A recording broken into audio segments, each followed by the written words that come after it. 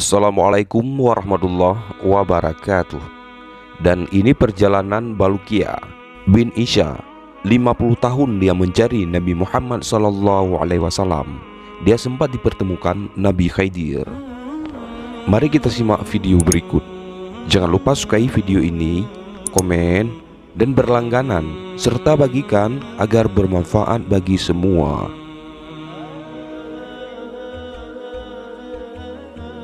As-Sa'labi menceritakan, pada masa Bani Israel ada seorang laki-laki bernama Isya, seorang ulama Bani Israel. Setiap saat dia sering membolak-balikkan lembaran kitab-kitab kuno Samawi untuk ditelaahnya. Sampai suatu ketika di lembaran-lembaran itu dia menemukan tulisan tentang sifat-sifat Nabi Muhammad SAW. Dia dengan sigap mencatat semua sifat-sifat tersebut yang tercecer di beberapa lembaran. Kemudian dia mengumpulkan menjadi satu halaman. Pada akhirnya ia sembunyikan lembaran itu ke dalam sebuah peti. Selanjutnya peti itu dikunci mati. Tidak ada seorang pun yang mengetahui di mana kunci peti itu disembunyikan. Suatu masa Isya berwasiat kepada anaknya yang bernama Balukia menjelang akhir ajalnya. Isya berwasiat pada anaknya Balukia agar meneruskan tugasnya, yaitu menjadi hakim di kalangan Bani Israel. Setelah beberapa waktu lamanya, Balukia menjadi hakim menggantikan ayahnya. Suatu saat dia melihat sebuah peti terkunci di rumahnya, membuat dirinya menjadi penasaran. Dia menceritakan isi peti itu kepada ibunya, namun ibunya malah menjawab, "Aku tidak tahu apa yang ada di dalam peti itu. Bahkan kunci-kuncinya pun aku belum pernah mengetahuinya, walaupun semakin penasaran ingin mengetahui isi peti tersebut." Akhirnya dengan keras ia mengatur kunci-kunci yang menutup rapat peti itu. Setelah dibukakannya, ternyata di dalamnya terdapat sebuah lembaran-lembaran yang bertuliskan sifat-sifat Nabi Muhammad SAW. Dalam lembaran itu dikatakan bahwa Muhammad adalah penutup para nabi dan rasul. Surga diharamkan kepada para nabi sebelum terlebih dahulu Muhammad dan umatnya masuk ke dalamnya.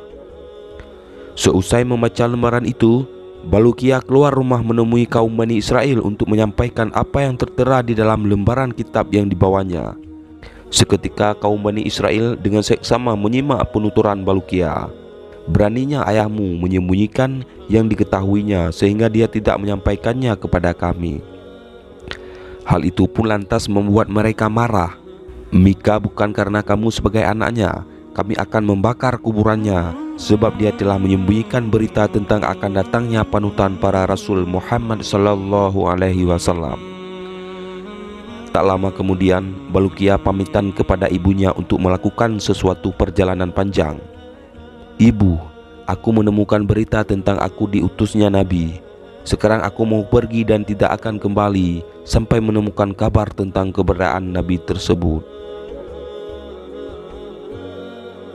Ibunya mendoakan semoga Allah menjadikan angan-anganmu tercapai.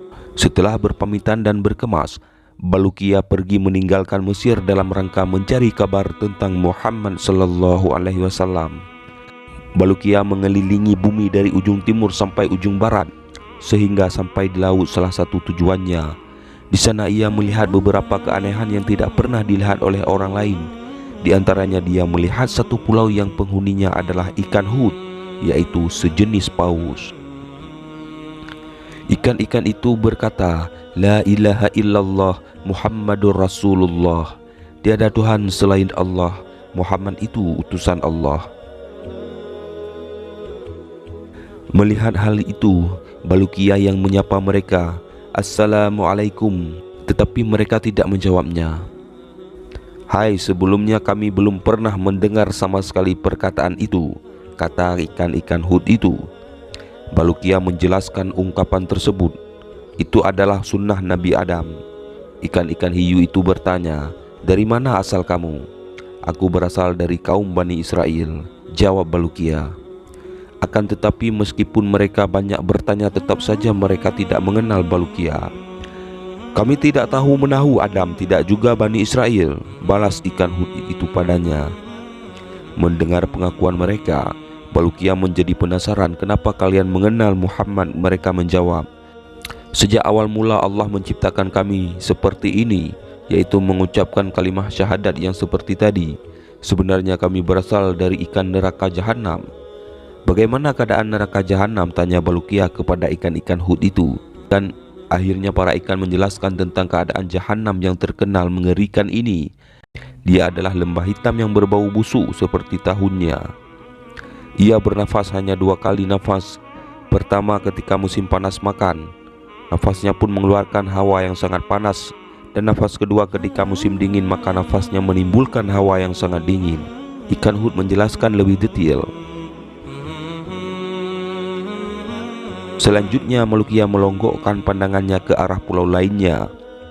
Di sana ia melihat ikan Hud yang ukuran lebih besar dari yang ia lihat sebelumnya. Ikan tersebut bagaikan pelepah kurma di antara ikan-ikan Hud itu. Di antara ikan-ikan Hud itu terdapat seekor ikan Hud yang berwarna kuning. Jika ia berjalan, maka ikan-ikan Hud di sekitarnya ikut berjalan. Ketika ikan-ikan Hud merasa diperhatikan oleh Baluqiyah, mereka bertanya, "Siapakah kamu?" Baluqiyah menjawab, "Aku adalah Baluqiyah dari Bani Israel." Perkataan Baluqiyah itu tetap saja asing di telinga mereka. "Kami belum pernah mendengar perkataan itu sebelumnya," ujar ikan itu. "Sebenarnya aku ditugaskan untuk memakan semua ikan laut yang ada di dunia. Jika tidak ada aku, maka ikan-ikan Hud akan mengejar kaum Bani Israel dan memangsanya."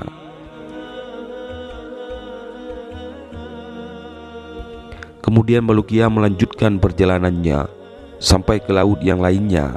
Di sana ia menjumpai beberapa keanehan yang panjang sekali untuk dapat disebutkan di sini.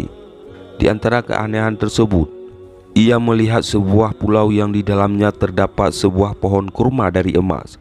Jika pohon itu terkena sinar matahari pagi, maka akan kelihatan mencorong bagaikan kilat. Ketajaman sinarnya tidak dapat ditembus dengan pandangan mata. Selain pohon kurma, di pulau tersebut terdapat juga pohon yang besar. Baluqiyah mencoba untuk mengambil salah satu dari pohon-pohon tersebut. Maka ada suara yang menyuruhnya, "Awas, jangan kau ganggu aku, wahai orang yang salah." Maka Baluqiyah mengurungkan niatnya tadi. Dia akhirnya duduk beristirahat di tengah itu. Tiba-tiba ia mendengar serombongan orang yang turun dari langit. Masing-masing dari mereka yang turun mengunuskan sebilah pedang. Begitu melihat Baluqiyah, mereka bertanya, "Bagaimana kamu bisa tiba di tempat ini?" Baluqiyah pun menjelaskan tentang dirinya. "Aku berasal dari Bani Israel. Namaku adalah Baluqiyah. Sekarang aku ingin tahu siapakah kalian?" Baluqiyah kembali bertanya, "Sebenarnya kami adalah kaum jin yang beriman. Allah mengirimkan kami dari langit untuk membunuh golongan jin kafir di muka bumi," jawab rombongan itu. Hingga akhirnya Baluqiyah pun meninggalkan mereka. Di tengah perjalanan, Baluqiyah kembali dikagetkan dengan adanya seorang malaikat yang posturnya amat sangat besar. Mereka itu berdiri tegak dengan tangan kanannya di ujung timur dan tangan kirinya di ujung barat. Dia senantiasa berucap, "La ilaha illallah Muhammadur Rasulullah." Tiada Tuhan selain Allah, Muhammad itu adalah utusan Allah. Setelah Baluqiyah mengucapkan salam, dia ditanya oleh makhluk itu, "Siapakah Anda, Baluqiyah?" Ia menjawab serupa saat pertemuannya dengan makhluk-makhluk lainnya, "Aku adalah Baluqiyah, berasal dari Bani Israel. Aku melancong guna mencari Nabi akhir zaman sekarang." "Siapakah Anda?" tanya Baluqiyah. "Aku adalah malaikat yang diberi tugas untuk mengatur gelapnya malam dan terangnya siang," jawabnya. Baluqiyah kembali bertanya, "Apa maksud kedua garis yang ada di keningmu?" Tampak di kening malaikat itu ada 2 garis bertuliskan panjang dan pendeknya siang dan malam-malam tidak akan melebihi batasannya yang sudah ditetapkan. Menjawab rasa penasarannya, Baluqiyah kembali bertanya dan sang malaikat pun menjawab, "Saya malaikat yang ditugaskan untuk mengatur angin laut. Aku tidak sekali mengembuskan angin kecuali ada instruksi dari Allah. Angin aku kendalikan dengan kanan tanganku, sedangkan laut aku kendalikan dengan tangan kiriku. Jika tidak dengan demikian, maka orang-orang akan ada di bumi akan semena-mena memanfaatkannya." Dalam perjalanannya pun Balukia beberapa kali dipertemukan malaikat lagi, sampai akhirnya tiba di Gunung Qaf. Gunung tersebut terdiri dari umpu dan batu yakut berwarna hijau. Besarnya gunung itu dapat menutupi dunia dan segala isinya. Di antara keistimewaan gunung itu, ia dapat melihat langit dunia yang berwarna biru. Allah telah menugaskan seseorang malaikat untuk menempati gunung itu. Apabila Allah hendak mengembangkan kebahagiaan salah satu bumi, Dia memerintahkan malaikat di atas untuk menggerakkan akar-akar yang di tempat gempa itu, kemudian dihubungkan kepada Gunung Qaf, maka terjadilah gempa. Apabila Allah menghancurkan suatu kota, maka Allah menginstruksikan kepada malaikat tersebut untuk memutuskan akar-akar ataupun fondasi kota itu dari bumi. Dengan dicabutnya paku bumi dari salah satu kota, maka kota itu akan roboh. Selanjutnya Balukia bertanya, apa saja yang ada di belakang Gunung Qaf ini? Malaikat itu menjawab, ada 40.000 kota. Semuanya bukan termasuk kota-kota yang ada di dunia, karena kota-kota ini terbuat dari emas dan perak.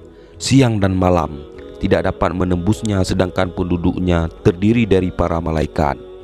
Mereka semua bertasbih kepada Allah, tidak berbuat durhaka kepadanya.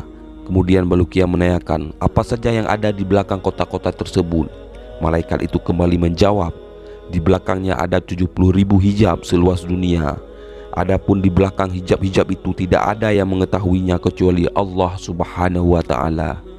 Balukia kemudian memeluknya dan meneruskan perjalanannya dengan menelusuri Gunung Qaf sampai ujung di sana. Setelah perjalanan yang sempat mempertemukannya dengan para malaikat yang menghuni Gunung Qaf, Balukia kemudian dipertemukan seekor burung yang bercerita tentang keistimewaan makanan yang ada di surga melebihi makanan yang ada di dunia, dan ia pun diberi sepotong roti pemberian dari surga. Balukia pun bertanya, apakah ada orang yang pernah memakan makanan tersebut? Yang sering mampir makan di sini adalah Khidir alaihissalam, jawab burung itu sembari menutup pembicaraannya dengan Balukia. Balukia pun dikejutkan dengan kedatangan Nabi Khidir alaihissalam di hadapannya dengan pakaian yang serba putih. Dia berdiri hormat dan mengucapkan salam kepadanya. Balukia pun menjawab salam tersebut, kemudian memeluk ia, menjelaskan maksud perjalanan wahai Abu Abbas ataupun Khidir. Aku pergi dari rumah demi mencari seorang nabi akhir zaman, sehingga pencarianku sampai ke tempat ini dan bertemu denganmu. Karenanya sudilah kiranya Anda memberitahukan kepadaku di mana nabi itu, tanyanya. Khidir pun lantas menjawab, sesungguhnya nabi akhir zaman tidak akan datang pada masa sekarang ini. Kamu tidak mungkin dapat bertemu dengannya, wahai Balukia. Tahukah kamu berapa jauh jarak perjalananmu dari rumah ibumu, tanya Khidir. Aku tidak tahu, kata Balukia. Kamu sudah meninggalkan ibumu sejauh perjalanan yang ditempuh selama 50 tahun. Apakah kamu mau aku mengembalikanmu ke rumah ibumu? Balukia mengiyakan. Jika demikian pejamkan matamu, pinta Nabi Khidir alaihissalam. Ketika Balukia memejamkan kedua matanya, tiba-tiba tidak berasa dia sudah berada di samping ibunya. Begitu Balukia membuka kedua matanya, dia melihat ibunya sudah berada di sampingnya. Balukia bertanya kepadanya, apakah engkau melihat siapakah orangnya yang telah membawaku kemari? Ibunya menjawab, aku melihat seekor burung putih membawamu dan meletakkanmu di sampingku. Setelah itu ia segera terbang. Kembali usai meluapkan rasa rindunya, Balukia menceritakan kisah pertolongannya kepada ibunya. Kemudian ia keluar untuk menemui kaumnya. Mereka pun menyambut ketidakhadiran Balukia di tengah mereka karena beberapa waktu lamanya. Akhirnya Balukia menceritakan semua peristiwa-peristiwa aneh yang dilihatnya selama dalam pertualangan mencari nabi akhir zaman. Mendengar isi kisah tersebut, kaum Bani Israel menulis semuanya. Tidak ada yang lewat kegiatan menulis kisah dari pertualangan Balukia ini. Wallahu a'lam bishawab. Wassalamualaikum warahmatullahi wabarakatuh.